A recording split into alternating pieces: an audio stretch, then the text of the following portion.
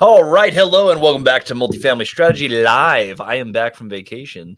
So good to be back. Instagram, I got you here. Everyone else, you're on the main camera here, but good to see everyone. I can see both screens this time. So if you guys have questions during this live, I can answer them in the chat on the right-hand side. By the way, if you don't know, I'm Christian, founder of Multifamily Strategy. We have over 2,500 videos on this YouTube channel talking about real estate. I own 400 units, a couple of property management companies, a resort. I am quite busy, but today we're talking about one of my favorite topics of all time. This is more powerful than creative finance by itself. It is the actual creative equity. So we're not just talking about, though we will cover how do you raise capital for any deal, but this is how you move forward quickly on absolutely any piece of real estate in the most sustainable way possible. You can close deals in this model where they're seller financed, where they're bank financed, where there's private capital. There are so many different ways to knock this out of the park. I'm going to show you guys how to do it on today's live. So welcome. By the way, this is my first time trying to go from the phone, which is over here. Sorry, YouTube, you can't see it. And the main channel. So we're streaming to everything right now. So hopefully you guys can all hear me well. This is working smoothly, but excited to kick this off. Here is our sole goal. I want to be the only place you need to go for real estate information. It's completely free. It's all on this channel. So you never have to buy a course from anyone ever. If you want the information, it's free here. We will never charge for information. If you want a direct mentor, well, talk to my team about mentorship. There's a link in the below there. And if you want to get around other people, join our free school community, link below as well. We talk a lot about this. We've seen over $40 million of deals funded from our school community. So bunch of free stuff for you. I don't bill for information. So we're going to share everything here, answer all of your questions here. Welcome to Multifamily Strategy Live. So today, going over the creative equity, what does it actually look like to find partners to raise the capital? More importantly, how do you close every deal regardless of your starting point? Now, for a little bit of context, I started in 9-to-5 land. I started actually $11.50 screen printing t-shirts. Went to the company that produced those t-shirts, went to the CoStar Group after that. I got a salary up to $250,000, which, by the way, is like the worst you can get to, because if you're at 250, it's enough money where you don't want to quit, and it's little enough money where you still can't get truly, truly wealthy. It's right in that, like, hey, I made it in corporate America, but also they're paying me just enough to not pursue my dreams. I got stuck there for 5 years before finally buying a couple duplexes, getting the confidence to get out there and build the business that so many other people have built before. So my encouragement to you, don't take 4 years of college and 8 years of building a career to make it into real estate. Just start by doing the thing that you want to do, period. You'll move much farther, much faster. You'll be glad you did. I actually put together a mini presentation here, so I'll actually be able to show you if you're on YouTube.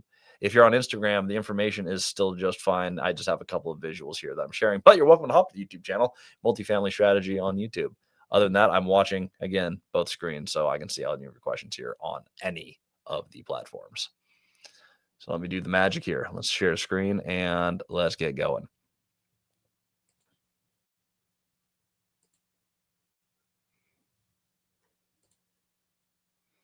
They're about to see a portal of a whole bunch of screens, then I'll find the correct one. Here we go.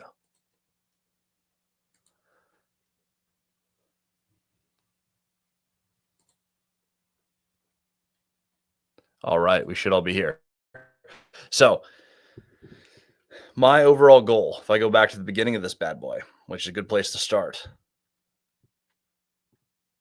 the core principles of multifamily strategy. Here is what I'm trying to build. And so if you're getting started, this is what I want to share with you.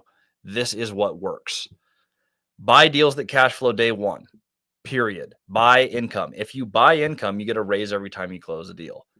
Never sell any of the deals that you buy. So we can't buy deals that we have to sell to make the deal work. So we're buying and then we're holding. Genius, right?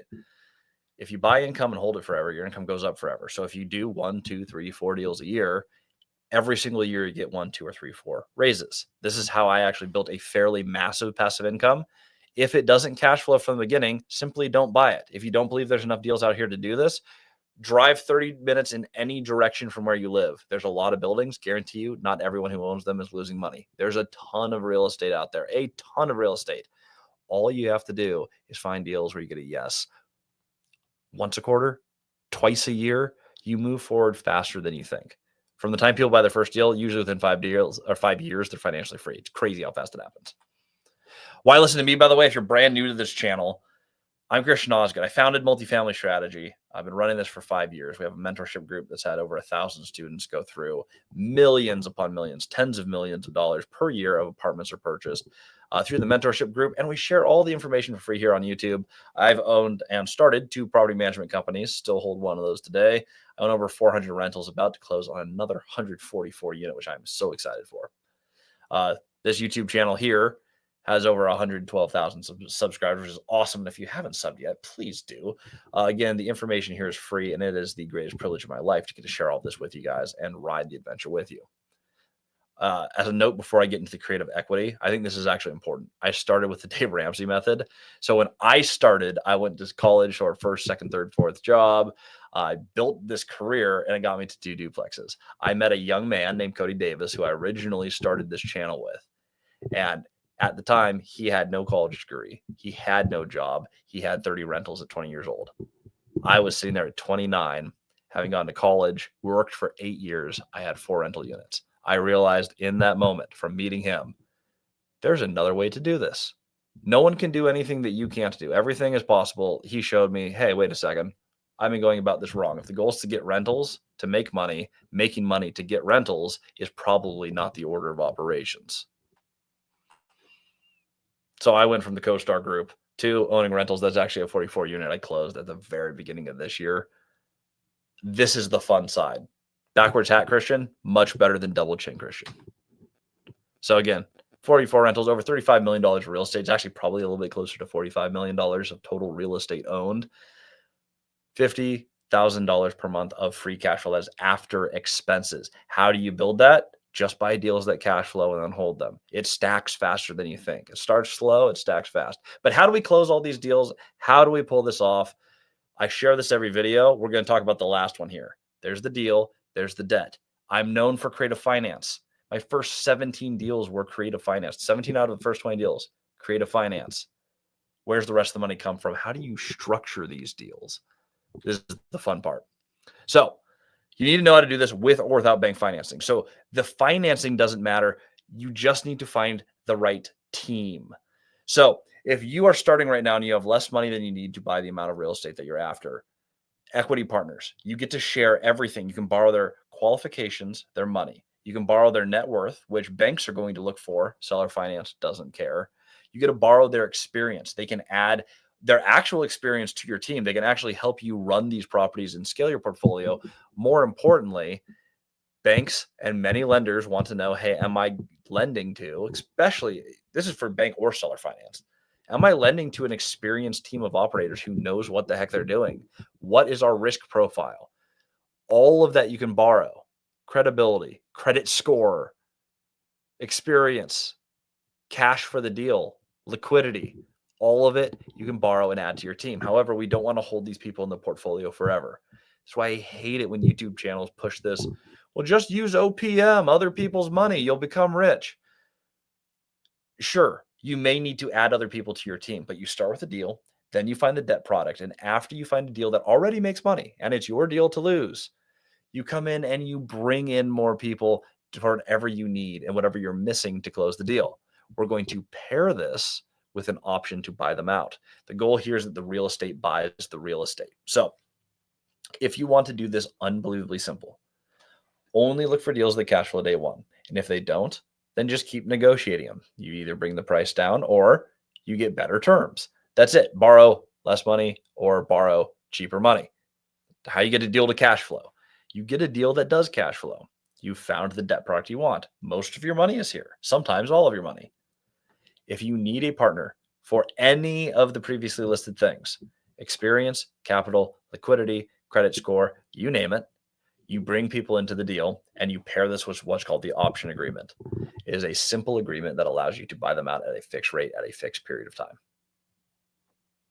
You have the exclusive right to own the property. Where does that money come from? Well, how do I buy them out if I don't have money, you may ask? It's the basic Burr method. You run the project, you refinance the project, you take the money out of the project, you buy them out. Now you own the property, you have the cash flow, they multiplied their money, and like magic, you spent no money, you have a rental. It's putting a pin in the map, it's buying you time. If you lack any of the credentials, the cash, the credit score to get into the game or to buy enough real estate to retire. What does this do? Why is this more powerful than creative finance? Why is this more powerful than bank financing? This allows you to close any deal regardless of the financing. If you structure the right team and you can leverage other people's desire to make money off of your deal, and then you can use that same deal to buy them out of the deal, you have fit the qualifications that we shared in the first slide. I bought cash flow. The real estate bought them out. I don't have long-term partners. I own the real estate. What this means is that you can buy unlimited opportunities. So now you don't have to slow down and earn more money. You just find opportunities, you close them, and every year, say you only have to succeed like once every quarter. So once every 3, maybe 4 months, you're closing on a new apartment deal because you found a great deal. It's not a high volume game at all, but every time you do it, you add a couple $1,000s a month of cash flow. If you got a $2,000 a month raise every quarter for, I don't know, say the next rest of your life, is that enough to stack a crazy amount of cash flow? What if you find that deal that cash flows $10,000 or $15,000 a month? They're out there. You hit a home run every once in a while. This is how your income starts going like, okay, it's 24 a year, 48 a year. End of year 1, you're sitting like, okay, I stacked up, we'll call it 3 deals, $2,000 a month each. You're sitting here, okay, $6,000 a month. I didn't do too bad. Next year, maybe you do a little better. You're sitting at $15,000 a month total cash flow. Now you have a little bit more money. You buy a deal without partners. If you're starting to see how this scales, this is the simplicity of it. Now, if this doesn't work, or you need a smaller down payment, or you want to play the creative finance game with it, there's one other really popular play that I love. I got this from my buddy Michael Zuber. I've used it before. I have buddies who've used this many times. 50, 40, 10. Bank comes in with half the money. They love that position. 50% leverage. Bank is super safe. They like to say yes to this. Seller comes in with 40%. Sellers also like this, by the way, because they're like, oh, I don't have to finance the whole thing. You do a little less creative finance, stack it on top of the bank, the last 10% of the money, this much of the money. Either you come in with it, or if you're watching this, you're like, wait a second, I don't always have 10% down. Or if you do, I can only do 10% down so many times, and then I have to wait for the money to regenerate. You or one of the previously mentioned equity partners can come in, bring the money, close the deal. It's that simple. Seller finance is 40%, equity partner or you do the other 10, done deal. I'm going to share one example, then we get to the Q&A portion of this. So practical example, 38 unit. I actually have my 44 unit here as the picture, so I apologize. I should have updated that. 33 unit was a little bit dingier looking first property. If you're watching on Instagram, you're like, wait a second, this makes no sense. There is a screen, which happens to be my final slide before Q&A. I'll tell it to you verbally, though. 38 unit seller finance deal. First one we ever did. I share this one frequently, but the way that the money came together is such a great example. We didn't even do it well, but it worked, and it made $2 million. $2 million purchase. Seller needed $2 million.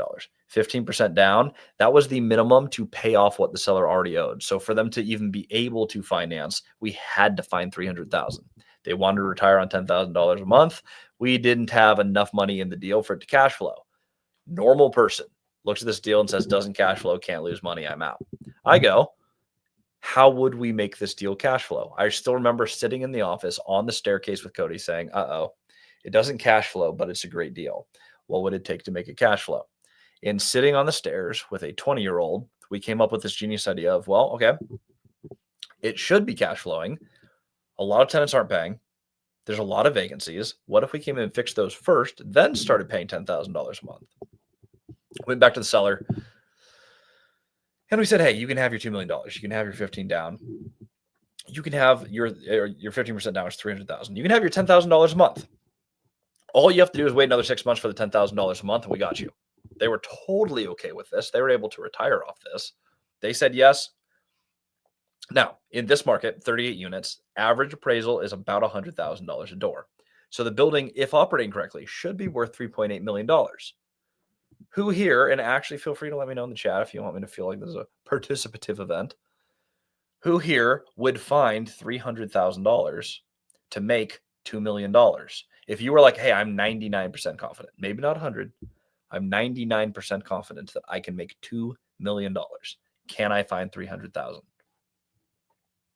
I am going to go get that money. Here's what we found. Because we did the deal first, then we found the debt product, which in this case was seller financed.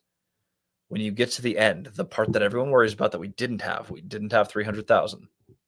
In 48 hours, 3 people that I had never met before in my life had invested in the deal. I made 4 phone calls to people I hadn't met ever in my life, told them what we are doing, why I believe in the deal, never raised capital, don't know them, had only ever run 2 duplexes. I lack the experience. There's a whole bunch of reasons to bet against me. But what do I control? I can control a legitimately awesome opportunity that I am under contract for. 48 hours, 3 people say yes. We close the deal. 11 and a half months later, we refinance the deal. We pull out about $1 million. We double all the investors' money, which is way too high a return to give them. I realized that after the fact. I was young and dumb, but I doubled their money in less than a year. That is unbelievable, getting 100% returns on investment in less than 1 year. But we bought them out for $600,000, retained the deal. Perfect example. Then just multiply that by the next 30 deals. Very similar structures. The value here, seller financing is cool. It's not that hard to get. I share about it all the time on the channel. Even great seller finance terms, they're not really that magical. I'm known for being the creative finance, seller finance investor, one of the people online who do a lot of creative finance. When you get it down, it's not really all that difficult or magical. I think the magic of these deals is being able to package a deal where you have done the basic deal architecture. We have a real opportunity. We have a real business plan. We have a real debt product. Now we're looking for the end. Unbelievably easy to raise. But I learned that a little bit late in the game. I wish I knew that sooner. So I'm passing that to you. It's the most powerful piece. If you're sitting here being like, well, I still don't know how to do the debt. I have a lot of videos on it. Ask any questions on it anytime. But that is how you play the equity side of the game. It's not a OPM. It's not all about other people's money.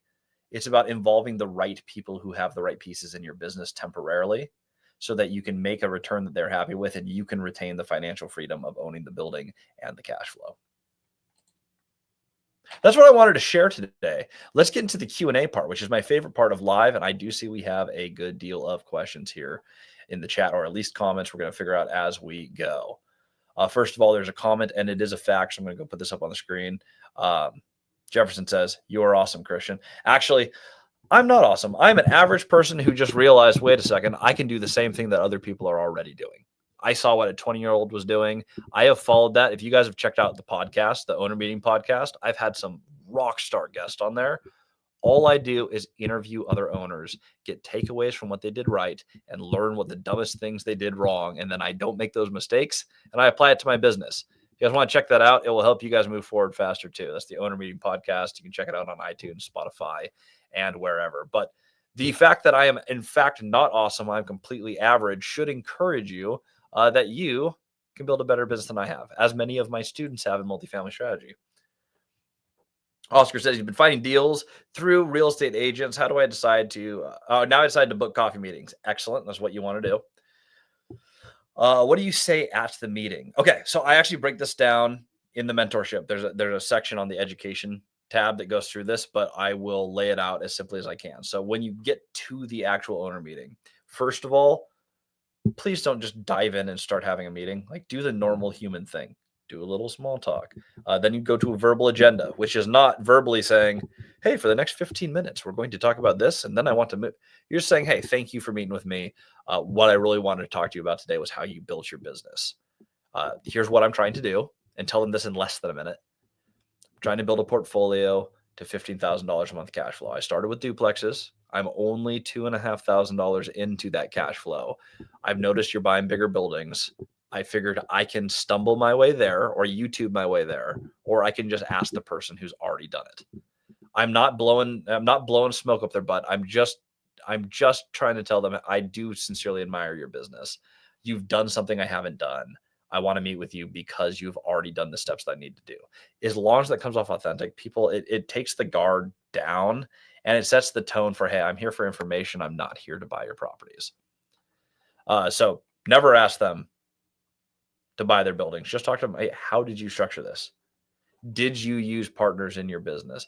Ask good open-ended questions. Ask for the stories.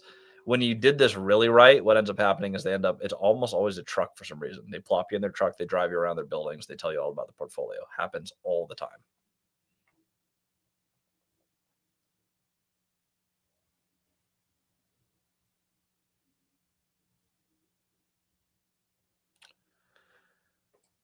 This question doesn't quite fit in directly, but I'm going to answer this partially.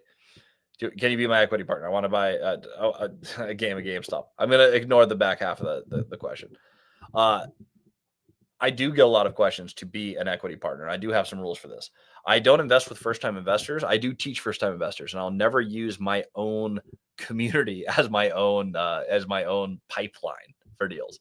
So I have partnered with people in the community. I've been an equity partner with multiple people after they've done their first several deals. If you're another operator in the space, and I'm happy to help you get there, but if you're a legitimate other operator and I like the way you operate and you're in the markets that I'm in, I am always open to that. I know this question's not a serious question, but the first half of it actually is an applicable question we get quite often. From my good friend Mark, speaking to people that I work with. All right, creatively financed deals instead of just using my existing resources. 2 decent sized deals in 2026 with seller financing. I'm working on. I haven't done a creative finance deal.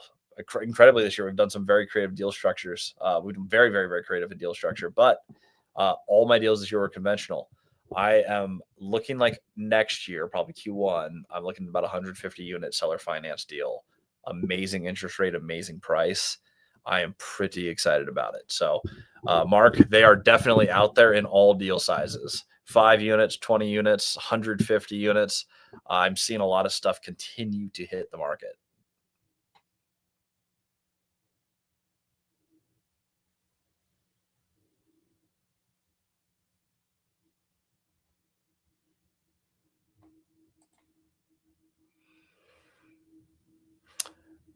Hit this one. From Jefferson, do you line up the equity partners before or after going under contract? I like to have the deal already scheduled, done, ready to go. Now, usually in multifamily, you have like 60 to 90 days to close a lot of these. I do not raise capital for a deal I'm not under contract for. There's a lot of steps. Going under contract is when I believe that it's a good deal based on what has been presented. You still have due diligence. So you have a period of time where you're going in, you're running your inspections, you're doing finance, you're going through the financials. You have time to make a decision on a deal once you're under contract. I would not raise capital for a deal that's not mine yet, because by the time you start raising, someone else is just going to come in and buy the good deal. Your mission is to find the deal and lock up the deal, line up the debt product, which is usually simultaneous to writing the purchase and sale agreement. Finding the right debt product takes days, not weeks. You choose a debt product, and now that you're under contract, you start your capital raise. Excellent question.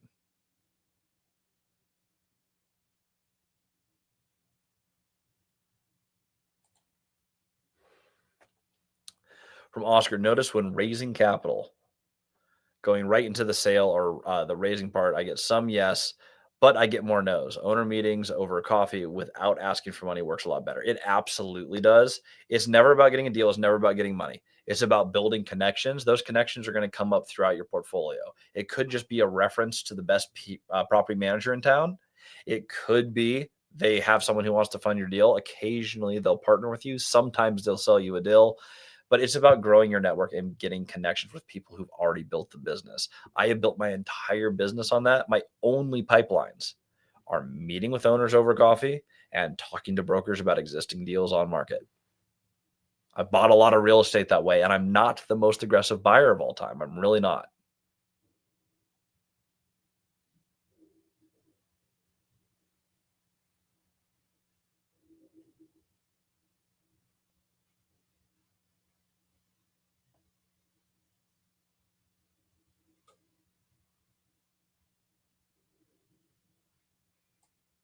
Yeah, a few people answer this. I hope this would be the answer for everyone, by the way.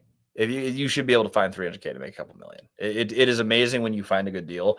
I get this question actually pretty frequently. People are like, how do you get the confidence that the money's going to come in? Or how do I know or have faith that we're going to come in? find a deal, negotiate it, and then the money will come in. What happens if I do all this work and it doesn't come in? And while, yeah, sure, it takes a little bit of faith. It's like, oh, well, I promise it always works. It does, in fact, always happen. When you come in and you have a excellent opportunity, if you have a deal where you're like, hey, I am really, really, really, truly, sincerely confident that we're going to make significantly over $1 million, raising a few $100,000 ends up not being all that hard.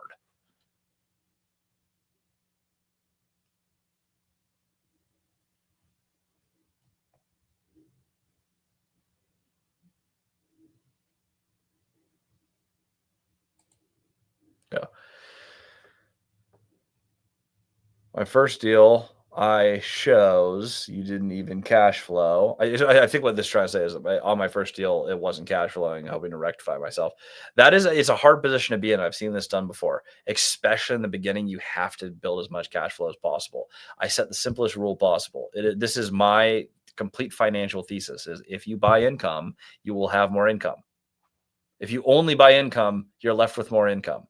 So if it makes more than it costs to own, and that's all of your expenses, including the debt, and you hold it for a long period of time, inflation happens, incomes goes up, unless apparently you're in New York, and apparently New York is now talking about wanting to try to freeze rents while continuing to raise expenses. I'll see how that works out for them. But okay, let's exclude New York City if our good friend Mondami gets his way. Outside of that very isolated government situation, if you can come in on these deals, the easiest way to rectify doing a deal that did not cash flow is, one, absolutely work on the deal, come up with strategy for the deal, push that deal as hard as you can. But two, buy more deals that cash flow, increase your net cash flow. It makes the whole position easier. The easiest way out of a real estate mistake is to scale up, not to curl up in a ball and hide, which I've actually seen a lot of people do. They're like, oh no, I'm out on a duplex. It's just as easy to go bankrupt on a duplex as it is a 150 unit. Might as well scale, do a bigger deal so that your current problem is now a small problem. Back to Mark. How do you get a free and clear seller past their preference to not leave seller finance debt in place? Chase few brokers, they don't want to seller. Okay, so essentially, if someone could seller finance, but they don't feel like seller financing, my short answer is if they don't want to seller finance, they're not going to seller finance. I don't sell people on seller financing. What I do exclusively is I talk deal. So I want to talk, what is the actual deal? What's the optimal way to put this together? So if I'm coming in and I call someone, if I asked about the financing early and they're like, hey, seller doesn't want to finance, I'm like, okay, well, then seller doesn't want to finance. Cross it off the list. We're not getting creative finance on it. That's totally fine. But I would usually approach these as they're all bank financed. And I'll look at it and say, okay, I did my analysis on this. I think the bank's going to come out around here. I don't actually have a problem with your price. I think the bank is going to analyze it around here. So I would have to offer less if we want to get the deal done. Since I don't have a problem with your price, is the seller open to any creativity to help us get to that number? I've now framed it as it's a bank and financing problem. It's not I need seller financing problem. Mark's actually a very good negotiator. Mark is a good real estate investor and he knows what he's doing. I actually know Mark pretty well. But in general, I've found you're never going to sell someone on doing owner finance because there's all these benefits, but their tax benefits, that's up to them and their CPA. You can't really counsel on that. You're not going to sell them on it. The fact that it's easy to pass to your heirs as an inheritance, it can make deals that aren't bankable suddenly work. The list goes on and on and on. There's a ton of reasons why people will seller finance. But at the end of the day, the most important thing you can do is make sure that they know, like, and trust you as a buyer. And if you bring up seller financing, it's because it makes sense to the deal, not just because you want creative finance. That's where I feel most people get stuck there.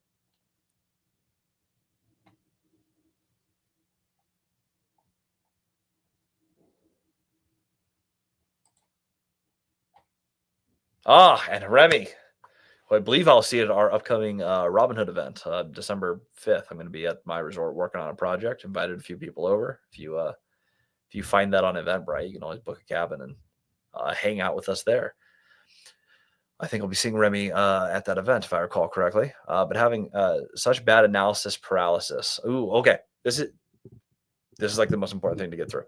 So numbers confuse me unless I straight up have it laid out in front of me. I'm confused on a deal, feel like I'm going to miss something. So the main thing to work on, like the number one thing that you have to get to that point of, hey, I am like 99% confident in this deal. So if you're lacking that in your analysis, makes sense. That's something where you really do want to push. Like, okay, if you're feeling confused on a deal, you're having analysis paralysis, ask the questions, get around other people. What I did in the beginning is I found other people who knew how to underwrite, people who, those owners that we talked about earlier. I find those people, I get together with them and I'm like, hey, I've run my analysis. Would you mind taking a look at my numbers? I sharpened that skill. And then I got to the point where I'm like, okay, I'm like 95% confident that I did this right. I'm going to offer and we're going to continue to prove this through due diligence. In doing that, I built confidence. And then I went from duplex to all of a sudden 38plex, 12, 7, 44, 76, 144, like it scaled really quickly. The confidence on your numbers, if you sat down and really just worked on that, analyzed a few deals, and then asked someone to review your numbers, that's the easiest way that you can speed run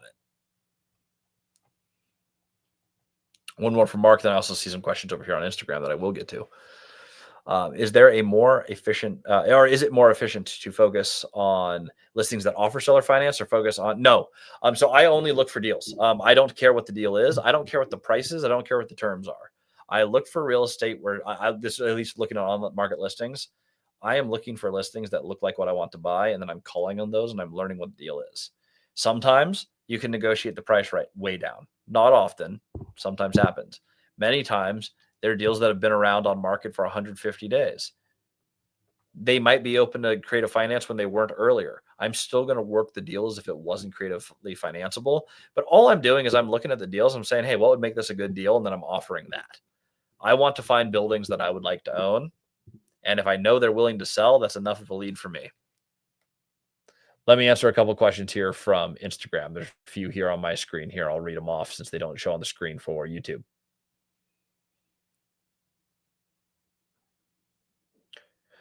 So when do you do creative finance? When do you do creative finance out these deals off market or on? Oh, okay. So I think what they're trying to ask is, oh yeah, it says, sorry, typo. These deals generate off market or on market. So basically, am I finding creative finance on market or on market is what the question is. I have found about an even mix of the two. I've had many brokers bring me seller finance deals. It happens more frequently than you think. However, when you're doing a seller finance transaction, you get the best terms when they know, like, and trust you already. So if I've done those owner meetings and I've talked to an owner, okay, I like you. I have an idea of how this could work for your portfolio. I'm ready to sell a building. Those are typically the one where it's 5 to 10% down. The terms are super favorable because they would rather sell it to me than list it with another broker. So I would say off market, your relationships will get you lower down payments, better prices. Your best deals, or at least your odds for the best deal, are going to be through relationships. I still do a little over half my deals on market. There's just a lot of opportunity there. So a lot of both. You'll stack the deck in your favor if you're doing both activities. You'll hit more home runs when you're in the direct to owner field, but base hits still get you on base. They still get you to score points. When to use the 50-40-10 pitch? That is a great question. So 50-40-10 is if one, the seller only has 50% equity in the property or something like that, where it's like they could not do a full seller finance note anyway, but there's enough equity for them to hold some of it. Also, if the property is not bankable, but the bank's at least interested, I can get a bank in at 50% loan to value, and I can get really creative on the seller terms. So if market rates today are like 6.5%, if the seller's willing to hold a 3% note, I can actually give him his price. If I get 40% of the deal at 3% and 50% of the deal at 6.5%, I get this blended rate that could make my deal cash flow. That's another good time to pitch it. It's another big one is if I needed to put like 30% down to get seller financing, I'll blend in the bank. I'm like, hey, I'll get you 50% of the cash up front. That'll be from the bank. You're going to hold 40. Then 10 is going to be a down payment, which is another 10%. The bank now knows I have skin in the game. The seller's got 60% of the money in cash out of the deal. They've lowered their risk on the property and they've got liquidity. So it's usually when the deal needs a little tweak. If I can buy it in bank finance, I'll usually keep it simple and do that. If they can seller finance the whole thing, I'll usually have them do that. But if we have to come somewhere in the middle, this is a really great way to blend it, or to bring your down payment to 10%. Ethan and Eddie from the mentorship group, they just closed one 100% financed. It was 40% bank, 60% seller. So you can do this without even getting to the 10. It's a way to get to zero down or near zero down on deals.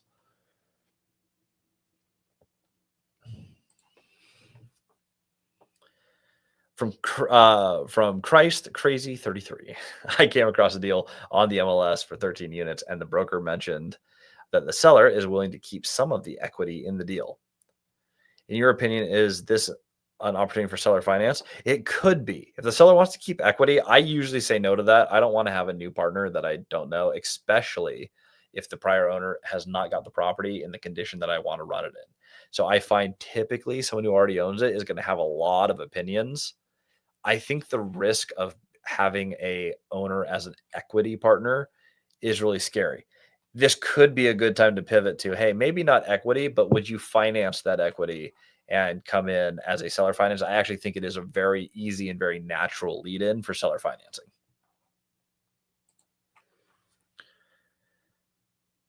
All right. Hey, Christian. Everything I'm finding on market is not cash flowing. How often is there a doable deal on market?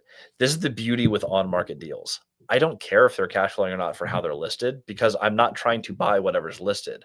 I'm looking at the properties that are listed there and what they actually are. If you are going to, in Stephenville, Texas, list a 25 unit deal for $3 million and it's built in, let's call it 2005, it's a newer build. It's a nice building. It's in great condition.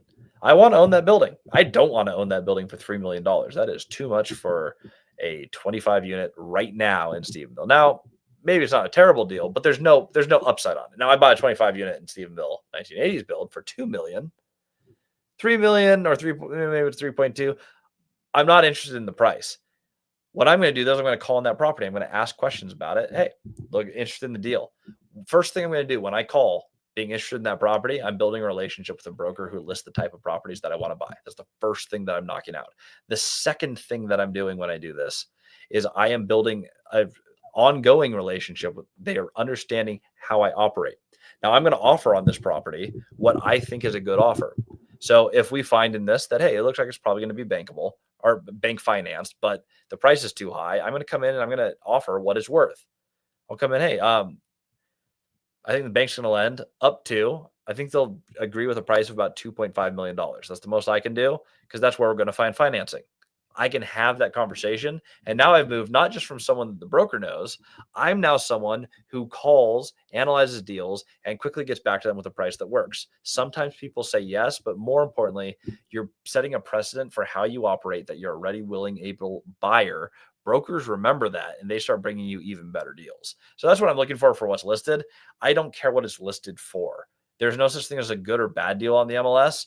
All the MLS is telling me, all a listed property tells me, is that a seller is willing to sell this building. That's all I need to know. Now I'm going to dig into it, and I will determine what is a good deal. But every building has a good deal out there. That deal listed for $3 million, if I bought it for $2 million, it's a phenomenal deal. Doesn't mean they're going to say yes, but I don't know what the deal is, because I don't know what they're going to accept based on what they listed, if that makes sense. Biggest mistake people make missing deals is they look at deals, they don't call on them, or they don't make an offer. It is not about what they're saying they want. That is their anchor. Just like your offer is going to be what you want. It's about negotiating a deal. They have simply opened the door for, hello, I am selling. My dream would be to get this price for this property. Awesome. I would also like that property. And now you've opened the negotiations. It might not work at your price. It might not work at their terms. So it might not be listed as a good deal. It doesn't mean there's not a good deal available there on that deal.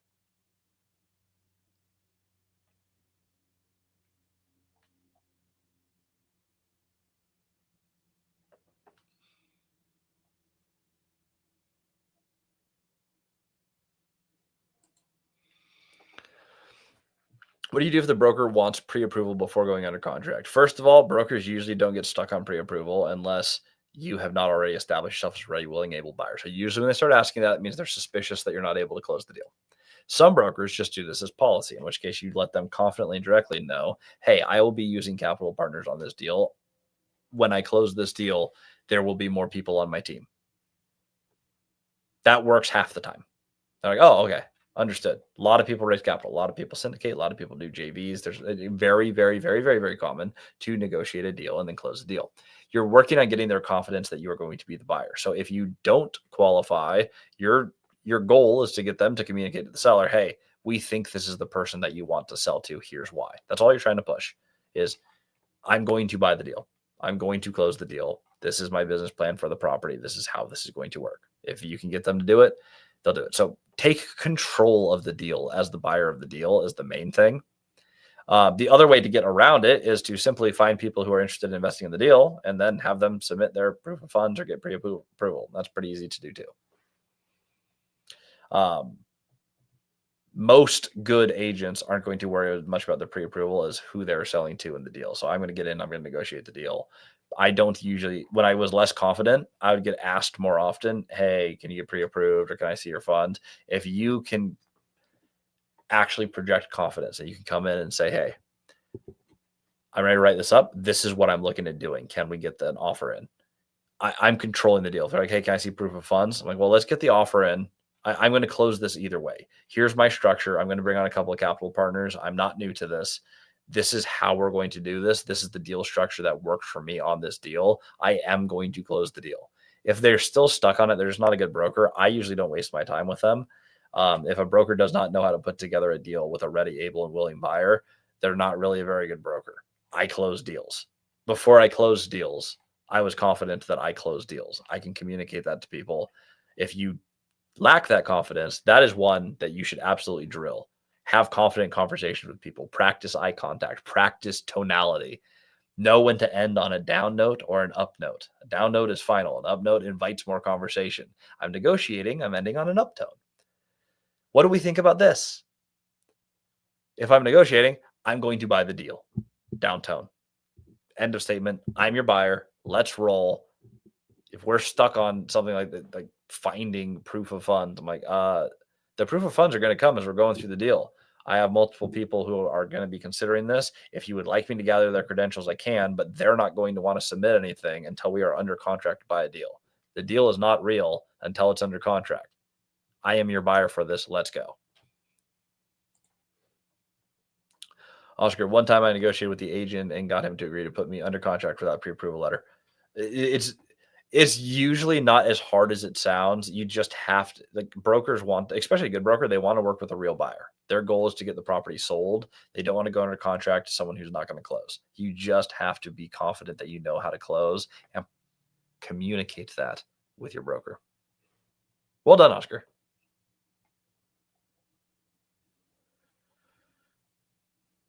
And that's what I have for questions here on today's fantastic Q&A day. Really good to be back, by the way.